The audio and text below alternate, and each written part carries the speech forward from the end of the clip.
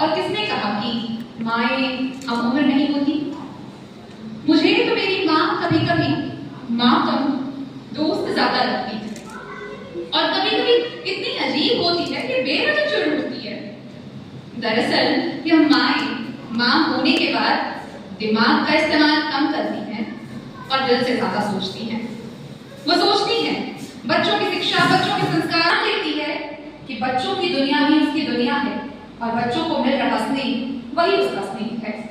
वो मान लेती है कि माँ होना ही उसकी आत्मा है और माँ होना ही उसकी देह है और यह आत्मा जहां भी वास करती है वो सब ही माँ होती है। मेरे लिए मेरी माँ कभी मेरी बड़ी बहन तो कभी मेरा छोटा भाई बन जाता है।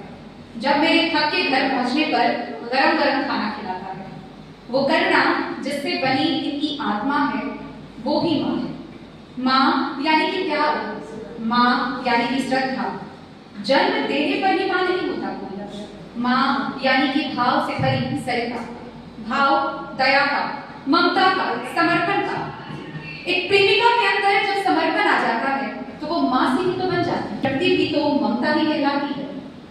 माँ कभी इतनी सूक्ष्म है कि चींटी में भी दिख जाए और माँ कभी इतनी विशाल है कि हाथी में भी समा जाती है। इसी निराकार और गहराई के कारण एक माँ प्रकृति को जलने की क्षमता, इसलिए माँ ही केवल माँ होती है। माँ कोई और नहीं हो सकता। बहुत बहुत धन्यवाद।